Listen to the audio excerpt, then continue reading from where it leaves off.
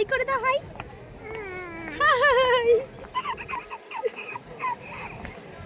আমি যে কত বড় ল্যাদখোর এটা আশা করি তোমরা আমার এই ভিডিওটা থেকেই বুঝে যাবে। সেই জানুয়ারি মাসের 4 তারিখে গিয়েছিলাম মায়াপুরে, কিন্তু ভিডিওটা এতদিন এডিট করে উঠতেই পারিনি।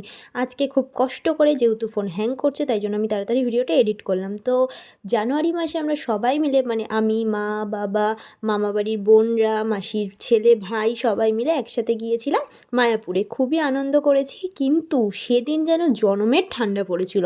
আমরা প্রায় ভোরবেলার যেই ট্রেনটা থাকে 7টা কতর, সেই ট্রেনটা শ্যামনগর থেকে ধরেছিলাম। আর এত যে ঠান্ডা ছিল তোমরা ভাবতে পারবে না। ট্রেনে তো ভিড় ছিল, সেটা আর বলার কিছু নেই। আর পেছনের ওয়েদার দেখেই বুঝতে পারবে যে কীরকম ওয়েদার ছিল। আমরা যেহেতু Sealdah to Krishnanagar city junction ধরেছিলাম, তাই জন্য আমরাও কৃষ্ণনগর স্টেশনে এসেই নেমেছিলাম। আর সেখান থেকে অটো ধরে চলে এসেছিলাম ফেরিঘাটে, যেখানটা পার করলেই মায়াপুর একেবারেই সামনে। তো এখানে এসে ভাইয়ের খিদে পেয়ে গিয়েছিল, তাই জন্য আমরা একটু নিরামিষ পরোটা নিয়ে নিয়েছিলাম।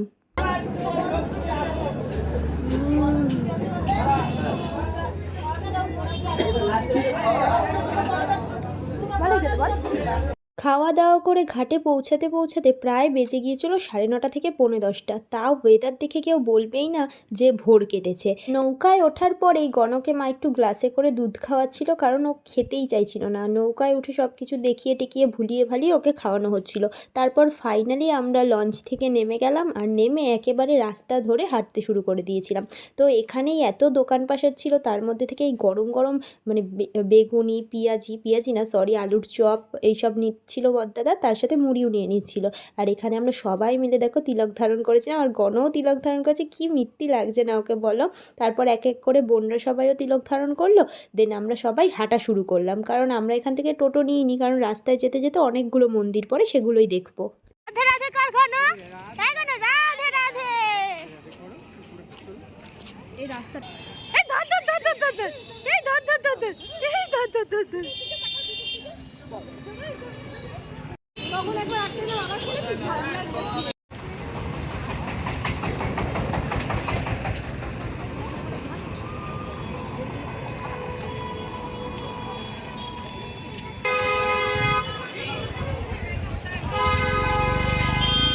মন্দিরের ভেতরে ঢুকেই প্রথমেই আমরা প্রসাদের কুপন কাটছিলাম, কারণ একেবারে সকাল সকাল কুপন না কেটে নিলে শেষে কিন্তু আর কুপন পাওয়া যায় না। আমরা এখানে যেই 50 টাকার কুপন হয় সেগুলোই কেটেছিলাম। আর আমরা এখানে ছিলাম প্রায় 8 জন বা 10 জন মতো, তাই জন্য 10টের কুপনই কেটেছিলাম। তোমরা আমাকে পাগল বলবে কিনা তা আমি জানি না, কিন্তু এই ঠান্ডার মধ্যেও আমার প্রচণ্ড আইসক্রিমের ক্রেভিং হচ্ছিল, তাই জন্য আমি একটা আইসক্রিম নিয়ে নিয়েছিলাম। আর আইসক্রিমটা এই ঠান্ডায় এমনভাবে জমে গেছিলো, দাঁত দিয়ে ভাঙাই যাচ্ছিল না। একটু দিশা করো, রাধে রাধে করো, রাধে রাধে।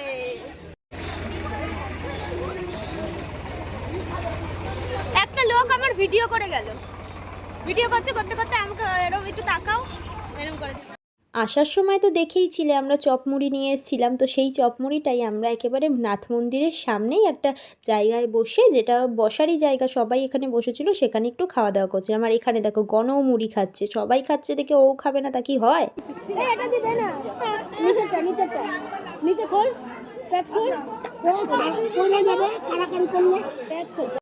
আর যতই মুড়ি খাক না কেন, বাড়ি থেকে তো ওর জন্য জ্যাম আর রুটি আনা হয়েছে, তাই জন্য জ্যাম আর রুটি খেয়ে নিল।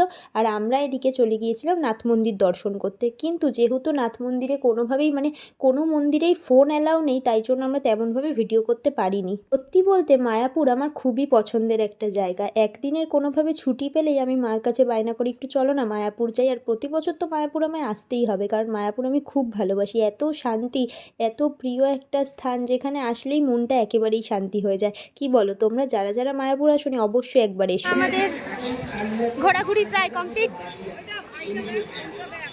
এখন আমরা যাচ্ছি প্রসাদ গ্রহণ করতে। টুপি খুলতেই পড়তেই দিল না, কাকার টুপি বলে। কি বাবা কি বলবো, চলো প্রসাদালয়ে গিয়ে দেখা হচ্ছে।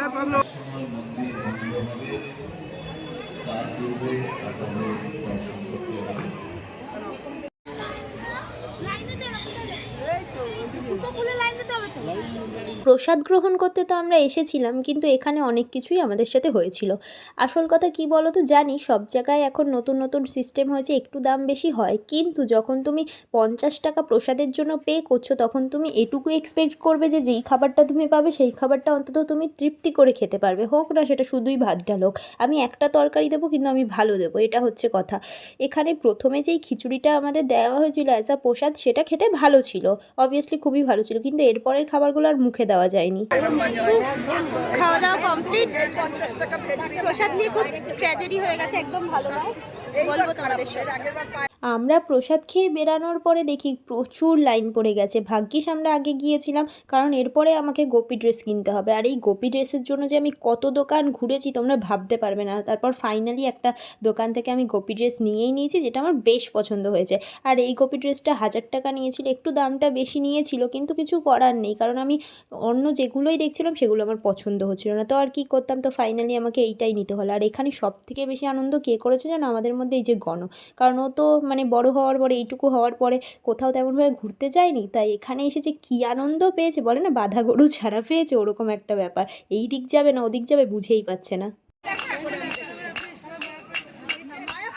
মা তো গণকে একটা করতাল কিনে দিয়েছে, তো সেটাই ও বাজাচ্ছে। আর এখানে সব বোনদেরকে কিছু না কিছু মা কিনে দিয়েছিল, তাই জন্যই আমরা যে মন্দিরের অপোজিটে দোকানগুলো ছিল সেখান থেকেই কেনাকাটি করছিলাম। আর কেনাকাটি করে একদম আমরা মিউজিয়ামের অপোজিটের রাস্তা ধরে চলে যাচ্ছিলাম গোশালায়, কারণ মায়াপুর এসছি আর গোশালায় যাব না তা তো হতেই পারে না। আর জানুয়ারি মাসে দেখো কত ভিড় ছিল, আর রাস্তাঘাটগুলো এখানে এত সুন্দর, গ্রাম্য পরিবেশ, আমার যে কী ভালো লাগে। আর এখানে অনেক অনেক ফটো তুলেছি, যেগুলো তোমরা আমার ইনস্টাতে দেখতে পাবে। ইনস্টার লিঙ্ক কিন্তু অবশ্যই ডেসক্রিপশানে আছে, দেখে নিও। চলে এসেছি আমরা কথা বলতে বলতে গোশালাতে, আর এখানে দেখো প্রচণ্ড ভিড়, বাবারে বাবা, এত ভিড় ছিল যে আমরা গোশালায় গোমাতাদের দর্শন করতে পারিনি, কারণ ওখানে লাইন দিতে গেলে আমাদের বাড়ি আসতে অনেক রাত হয়ে যেত। তো ফাইনালি এখান থেকে আমরা কিনে নিয়েছিলাম দই, আর দুর্ভাগ্যবশত ক্ষীরটা পাইনি, এটাই আমার দুঃখ, কারণ এখানের ক্ষীর খেতে আমি প্রচণ্ড ভালোবাসি। জানো তো, যেহেতু আমাদের সাথে গণ গিয়েছিল, তাই জন্য আমাদের বাড়ি আসার একটা তাড়া ছিল, কারণ প্রচণ্ড ঠান্ডা রয়েছে, বাচ্চাটার তো শরীর খারাপ হয়ে যাবে। প্রতিবার আমরা মায়াপুর আসলে আমাদের বাড়ি যেতে যেতে প্রায় রাত 11টা থেকে 11:30 তো বেজেই যায়, কিন্তু এইবার আর সেটা করলে হবে না, তাই জন্য আমরা তাড়াতাড়ি ওখান থেকে বেরিয়ে আসি। এখন আমি ভাবছি ধর্নায় বসবো, মায়াপুরের ফটো কিনে দিয়েছে পাগলুকে, আমাকে বাবা কিছু কিনে দেয়নি।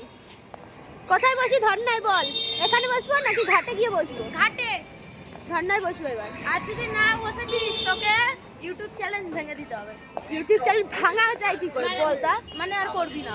তো চলো আজকের মতো টাটা, দেখা হচ্ছে পরবর্তী ভ্লগে। আর ভিডিওটা ভালো লাগলে অবশ্যই লাইক করে একটা কমেন্ট করে যেও, আর চ্যানেলটা সাবস্ক্রাইব করতে ভুলো না কিন্তু।